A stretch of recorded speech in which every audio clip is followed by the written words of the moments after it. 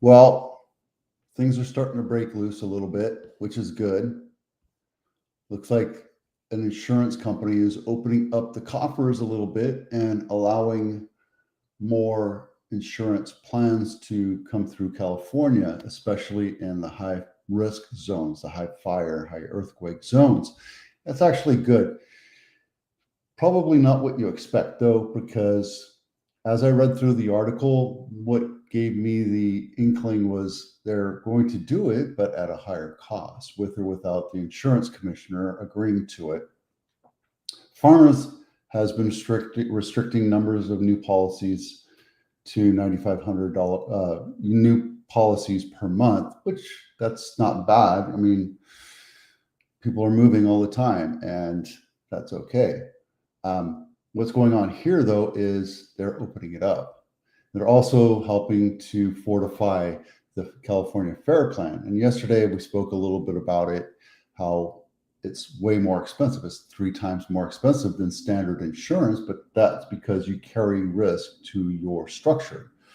Now, FAIR Plan only covers the structure, not anything inside, meaning your furniture, your appliances, your kids' toys would also have to be insured on a separate policy, just something to keep in mind. So if you're looking at buying a mountain house, probably going to be paying a little bit more in insurance. And I know a lot of people that are doing that right now. So it is what it is. If you already own a house, that's okay, that's fine. But you know, here's the Eaton fire in Altadena from 2025. It's devastating, right? It's like 27,000 homes. It's crazy. Farmer says they'll even begin marketing and specifically targeting approximately 300,000 consumers in those distressed areas. That's huge. It is huge because that's going to give open relief to those people that are trying to move and people that want to move in. It's good. With fewer companies willing to underwrite coverage, homeowners in vulnerable regions often face limited options and must rely more on the FAIR Plan. So there you go. So what does that mean to us? It means we're going to be paying more insurance, more cost of insurance. It didn't say anything about saving money or anything. It's just that the relief will come in the fact that they're opening up more policies to insure people, where State Farm and Allstate are walking away. Farmers is coming in and saying, we'll take the brunt of it, which is okay. And it's fair and it's nice that they're doing that. So thank you, farmers. Okay, predictions for 2026. This is from Redfin. I don't hold any credence to it, so just keep an idea of it. Mortgage rates will drop to low 6. Well, it already is. We're at 6.3 right now, and we got it down to 6.05 a couple months ago. I think what we need, though, is in order to become a happy market where buyers really come back into the market, it needs to be about 5.5%, which is still 0.75% away from where we are today. We're never going to see the 3%, 2.5%, not until the next COVID or whatever massive Armageddon thing that happens. It could be an economic meltdown. It could be World War III. Could be a lot of different things, but in order for our economy to keep moving, we have to slowly bring down interest rates to adjust to the affordability. Now, affordability is a huge thing. It will improve as wages grow. Now, we're not talking about the minimum wage. We're talking about professional, entry level to professional to vice president to CEO. All of those wages will continue to grow because as inflation grows, so do wages. They just take a little bit longer for us to catch up.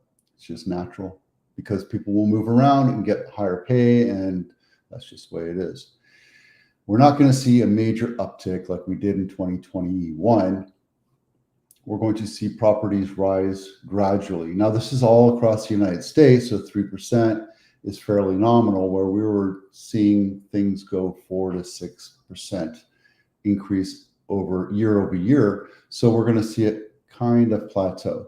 What that means for the Bay Area, for Silicon Valley, doesn't really mean anything because we're kind of landlocked. And there's not much more building that can happen here. So what houses we do have, they're going to continue to go up.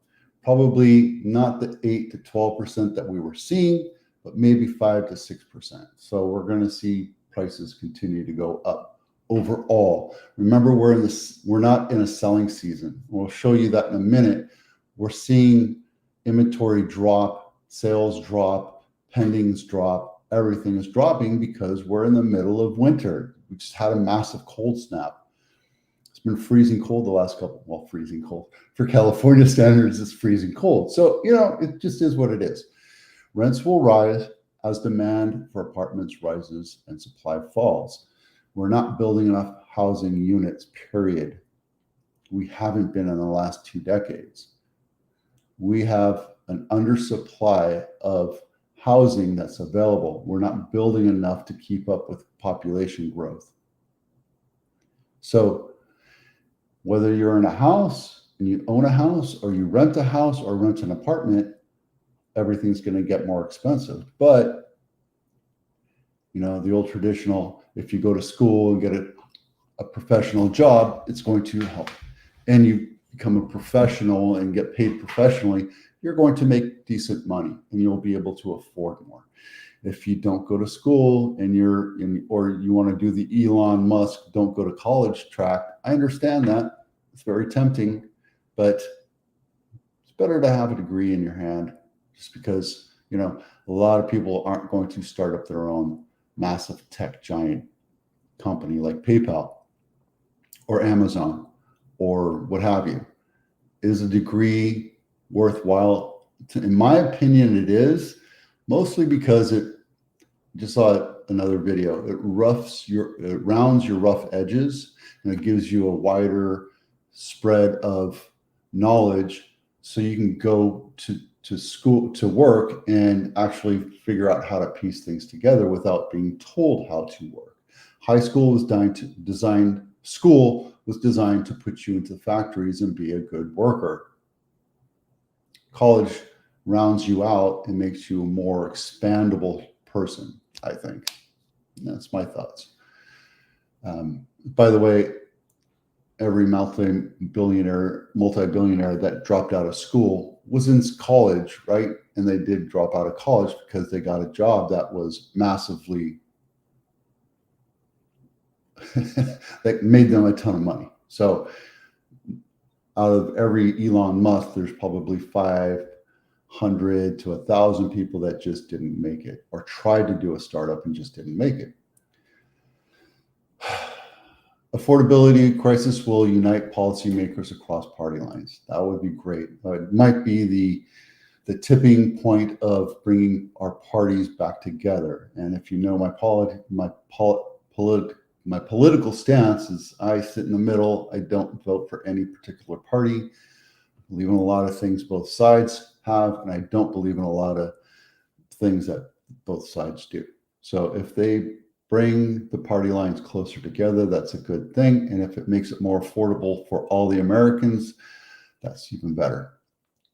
More Americans will refi and remodel. They will sit in place, not move, remodel their house and make it their own home and live out the rest of their days there. They probably won't be as upwardly mobile, moving every 5 to 7 years as before. So yeah, we need to build more homes. The next big hot regions will be the Great Lakes and New York outskirts, and Zoom towns like Nashville and Austin will not be. Austin, over the last, up until like 2 years ago, was a massive, massive boom there. And Nashville, people kept on moving out to Nashville, but now Nashville is technically a flyover state again, because that growth has just kind of dwindled out. They don't have enough economy there. They don't have enough business to make it happen. So we're looking at the shores again to start looking at the booms. And by the way, I saw another video, read another article that talked about the next bounce of technology will be AI and Bitcoin and ETFs. And we're already in place for doing that. And if you don't know anything about that, that's where your next big bumps will be. The next the next Elon Musks. And yeah, so be prepared, get yourself educated on it. Climate migration will go hyperlocal. So places where, you know, there's massive firestorms or hurricanes, etc., that will kind of drive business, real estate business elsewhere. If you live in a region that has higher propensity for natural hazards, people will tend to not go away. I think that's just pretty basic, right? NAR, National Association of Realtors, will let local MLSs call the shots. Now, the way it is NAR tells us how to proceed and create databases and how to not set commissions, but promote or advertise commissions, etc. Well, now each MLS is going to walk away with a little bit more responsibility, but also there will be more lawsuits on that. It's actually a good thing. My MLS, MLSlistings.com, has been doing that for the last 20 years that I've been around. I noticed more and more they're using MLS listings as the technology, but what we're talking about is the Association of Realtors, the local Association of Realtors. And we have Santa Clara County Association of Realtors, but they use MLS listings and they have a voice in how that database is operated. So we're going to walk away from the realtor.com, the Zillow.com, and the local MLSs will take more responsibility. But I think what we're going to see is we're going to see more associations going wider and taking more geography so that there's more efficiency in it. AI will become a real estate matchmaker. Maybe, possibly. I don't see how it works just yet because there's still the brick and mortar. You still have to walk into a house and see if it smells like curry, fish, or dogs. You have to get the touch and feel, and an AI can't open the door for you, or, you know, that's that. So there you go. Okay. Probate and estate sales. I have to tell you that this has been one of the big legs of my business this year. Not just probate and sales, but estate sales, but also elderly your parents moving into adult communities, active adult communities, all the way to retirement communities, to health care facilities. And we're specializing in this project because there's a huge need for it. Every day, there's more and more people that are passing away. The boomers are passing away or being put into care facilities, and what to do with the house. That's my specialty. So I can help you with that. If you have any questions about it and how to go through it, who to talk to, how to get your trust and everything legalized, make sure you give me a call so we can talk about it. What's this one? Oh, 90 days on market. This is Everly Drive, not my listing. $1.6 million, 5 and 3.5 baths, 2,279 square feet. List price decreased. They finally dropped it down. And this is over by Stripe Elementary, Great Oaks Parkway. This is Monterey, Branham Lane. I used to live over here off of Skyway. And let's see, this one has been on market 131 days, and the original list price was 1.9. Now they're down to 1.6. If you're thinking about buying, this is a great buy. Why? Because it's not completely updated. It's not in the best condition. And it's right across the street from a street. And this street right here is East Branham Lane, which is a fairly busy street. So you're going to get a lot of traffic, noise, etc. This does have air conditioning, but look, the colors are off, right? It's not neutral. It kind of doesn't attract you. It's a big beam with a chandelier. The kitchen's old.